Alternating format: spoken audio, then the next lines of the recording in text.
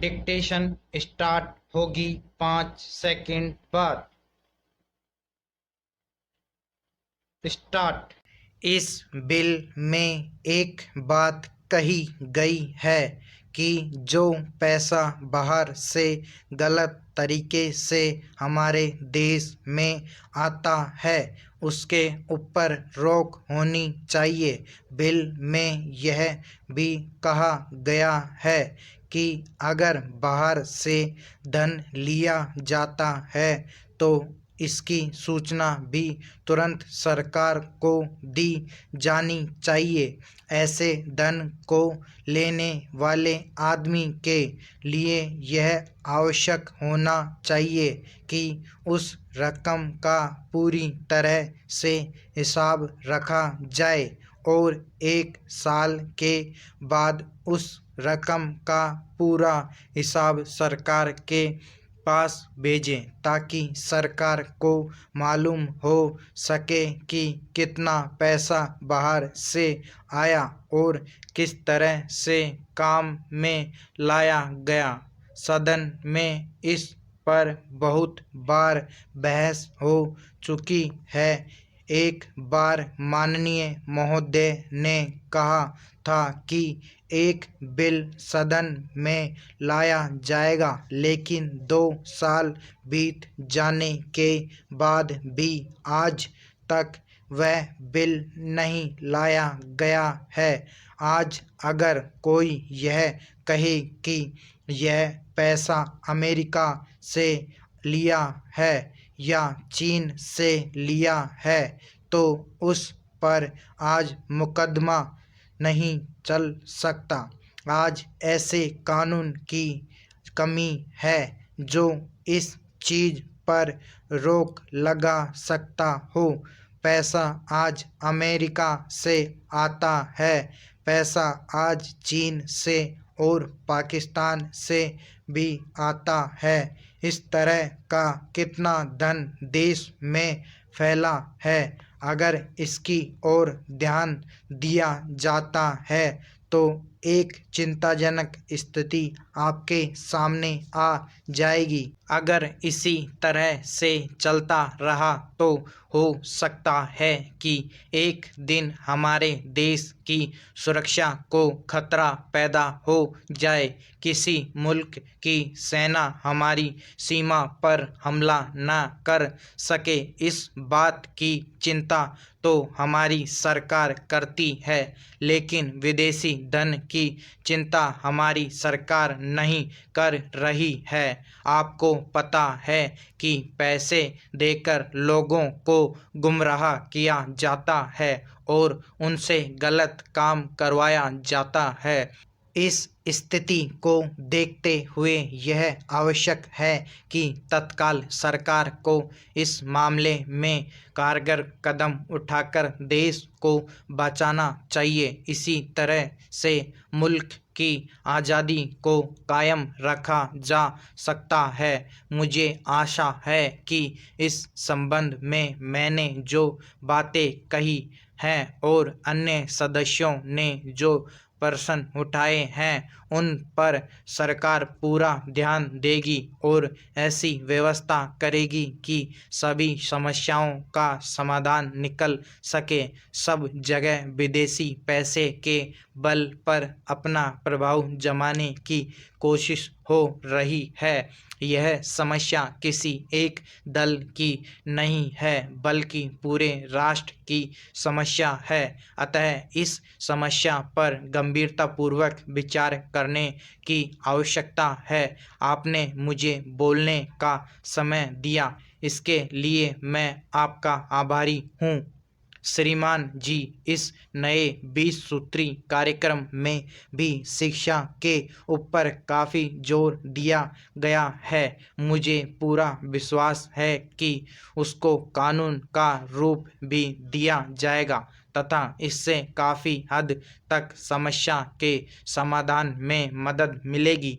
जब देश में अधिक से अधिक लोग पढ़े लिखे होंगे तभी वे देश की प्रगति में अपना सक्रिय योगदान दे सकने में सफल होंगे।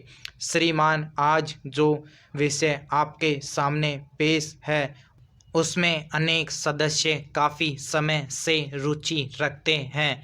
इस नए प्रदेश के बनने से उनको इस बारे में सोचने का अवसर मिला। इसी बीच प्रदेशों के पुनर्गठन के लिए एक कमीशन बनाया गया और उसके बनने के कारण से जिन क्षेत्रों में यह मर्ज पहले से नहीं था और ऐसी भावना नहीं थी कि हम अलग हो या इससे अलग होकर दूसरे प्रदेश से मिलना है, वहाँ के लोगों ने भी इस ओर सोचना शुरू किया। इसका फल यह हुआ कि कई हजार मांगे देश के हर भाग से इस कमीशन के सामने आई। इस संबंध में मेरा कहना यह है कि छोटे राज्यों की मांग को स्वीकार करते समय सरकार को पूरी सावधानी बरतनी चाहिए। भाषा, धर्म या जाति के आधार पर राज्यों का विभाजन पूरे राष्ट्र के लिए गंभीर खतरा है। ऐसी कोई भी मांग लोगों को एक दूसरे से अलग होने की प्रेरणा देगी। अतः हमें ऐसे मामलों पर पूरी सावधानी बरतनी चाहिए और विभाजन की मांगों को अधिक महत्व नहीं देना चाहिए। अभी हमारे किसी सदस्य ने यहाँ पर कहा कि हमारे होम मिनिस्टर जहाँ पर गए हैं उन्होंने इसी कमीशन का उल्लेख किया है। उनका ऐसा कहना ठीक है तथा इसमें कोई हर्ज भी नहीं है। मुझे कमीशन के कार्य से पूरी तसल्ली है। वह अपने फर्ज को पूरी मुस्तैदी के साथ पूरा कर रहा है, लेकिन जनता यह समझ ले कि सिर्फ मांग करने से ही काम चल जाएगा, यह एक बेकार चीज़ होगी। मुझे याद है कि सन 1952 में इस सदन में एक बहस हुई थी जिसमें होम मिनिस्टर ने कहा था कि जम्मू और कश्मीर का इस देश के साथ एकीकरण होने से इसे काफ़ी हानि होगी, क्योंकि सीमा कर से उसे जो आय हो रही है वह एकीकरण के बाद रुक जाएगी। अच्छा तो यह होता कि इस बारे में सरकार की तरफ से एक रिपोर्ट सदन के सामने पेश की जाती ताकि सदस्य उसके आधार पर अपने विचार सदन के सामने रखते। महोदय, देश के विभिन्न राज्यों के पुनर्गठन का प्रश्न एक ऐसा गंभीर प्रश्न है जिस पर बहुत सावधानीपूर्वक विचार किया जाना चाहिए। यदि इसमें कहीं भी ऐसा संकेत मिलता है कि सरकार छोटे राज्यों का गठन भाषा अथवा किसी जाति विशेष के आधार पर करने जा रही है, तो संभव है कि पूरे देश से हजारों मांगे सरकार के समक्ष आएंगी, जिससे यह प्रश्न सुलझने के स्थान पर और भी जटिल होने की पूरी आशंका है। अतः इस कमीशन को सावधानीपूर्वक काम करना चाहिए। मैं यह स्पष्ट कर देना चाहता हूँ कि मुझे इस कमीशन के खर्च पर कोई आपत्ति नहीं है, परंतु जिन मामलों की तरफ मैंने इशारा किया है वे अति आवश्यक है तथा उन पर आपको ठीक से विचार करना होगा।